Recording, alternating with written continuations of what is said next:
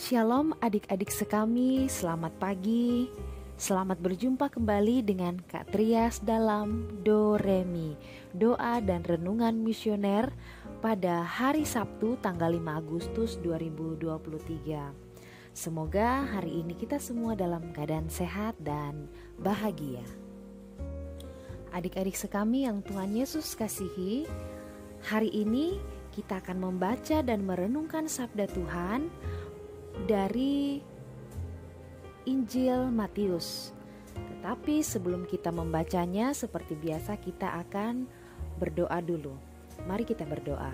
Dalam nama Bapa dan Putra dan Roh Kudus. Amin. Allah Bapa yang Maha Kuasa dan Kekal, kami Kau perkenankan menyapa Engkau dalam doa kami di pagi hari ini. Ya Tuhan, saat ini kami akan membaca sebagian dari sabda-Mu. Kami mohon tuntunan Roh Kudus-Mu agar kami dapat memahami apa yang hendak kami baca. Demi Kristus Tuhan dan pengantara kami. Amin. Dalam nama Bapa dan Putra dan Roh Kudus. Amin. Baik, sekarang mari kita buka Alkitab. Kita buka Injil Matius pasal 14 ayat 1 sampai ayat 12. Inilah Injil suci menurut Matius. Dimuliakanlah Tuhan. Sekali peristiwa, sampailah berita tentang Yesus kepada Herodes, raja wilayah. Maka ia berkata kepada pegawai-pegawainya, "Inilah Yohanes Pembaptis.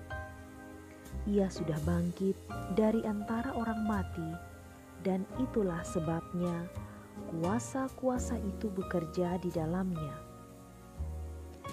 Sebab memang Herodes telah menyuruh menangkap Yohanes, membelenggu dan memenjarakannya berhubung dengan peristiwa Herodias, istri Filipus saudaranya.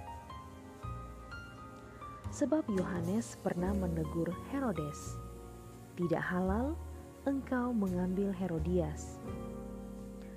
Herodes ingin membunuhnya, tetapi ia takut kepada orang banyak yang memandang Yohanes sebagai nabi. Tetapi pada hari ulang tahun Herodes, menarilah putri Herodias di tengah-tengah mereka dan menyenangkan hati Herodes, sehingga Herodes bersumpah akan memberikan kepadanya apa saja yang dimintanya. Maka setelah dihasut oleh ibunya, putri itu berkata, "Berikanlah kepadaku di sini kepala Yohanes Pembaptis di sebuah talam."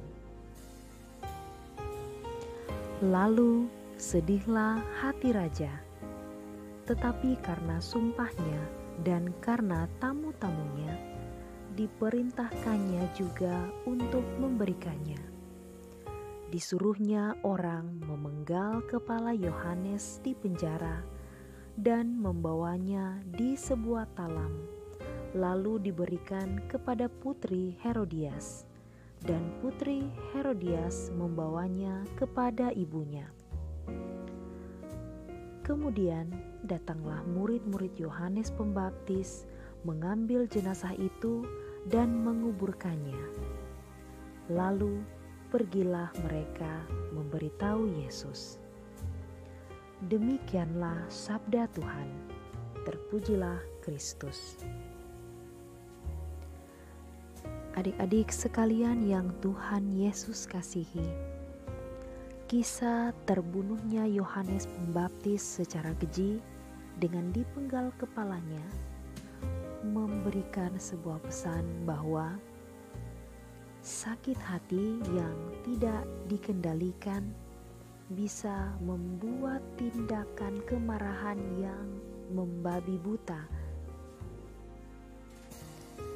Itu adalah gabungan hati antara Herodes dan Herodias yang memendam dendam atas teguran Yohanes Pembaptis. Dengan memanfaatkan putrinya Herodias menggunakan akal liciknya, sehingga Yohanes Pembaptis dipenggal kepalanya. Gelap mata membutakan hati sanubarinya. Adik-adik sekami yang Tuhan kasihi, ada dua pesan yang utama yang ditemukan dalam kisah ini. Pertama, hendaknya kita lebih bijak dan dewasa dalam bersikap terhadap kritikan atau teguran yang kita terima. Sejatinya, teguran Yohanes kepada Herodes adalah sebuah masukan agar bisa membawakan tugas sebagai seorang raja yang bijak dan bersih, tidak dikotori oleh perbuatan yang melawan moral. Namun di situ Herodes salah paham atas niat baik dari Yohanes, malah justru menjadi marah dan berniat untuk membalaskannya. Kedua, Yohanes adalah tipikal seorang nabi yang konsekuen mewartakan kebenaran.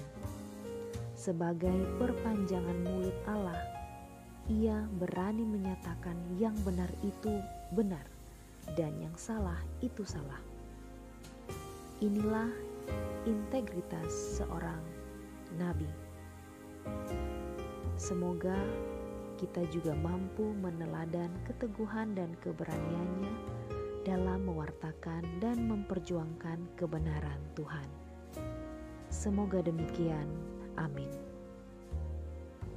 Adik-adik sekami yang Tuhan Yesus kasihi, untuk mengakhiri Doremi kita, mari kita berdoa dengan doa anak misioner Indonesia.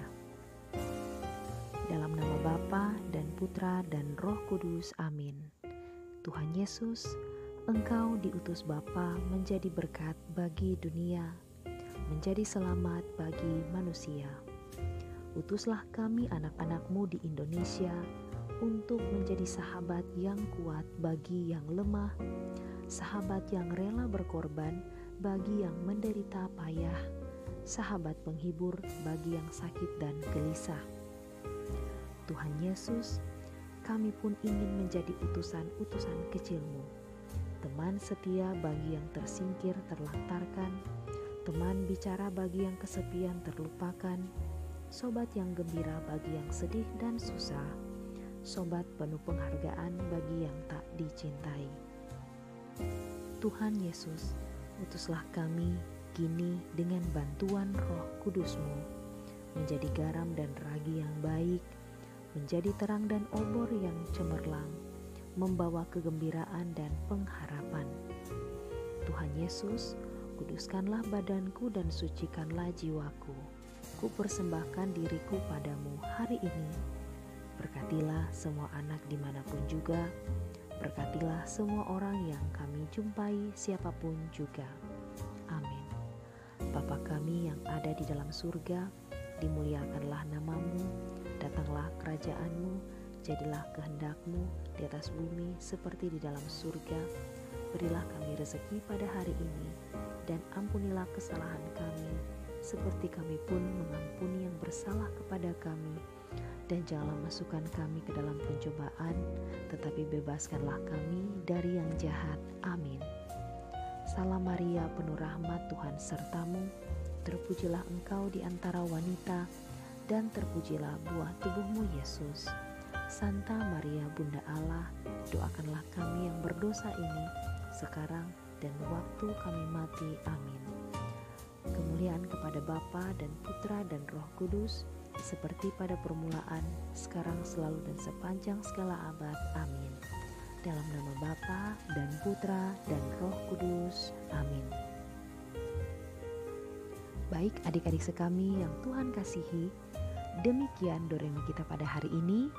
Kita akan berjumpa lagi pada Doremi yang berikutnya. Selamat beraktivitas, Tuhan Yesus memberkati kita semua.